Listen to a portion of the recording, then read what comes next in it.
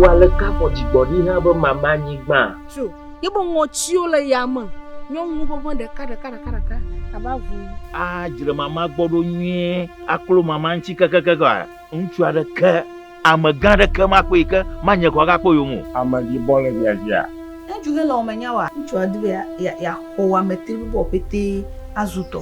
Meɖibɔ kekeka, bɔdi ama ƒeƒe le ŋuti yi kekeke.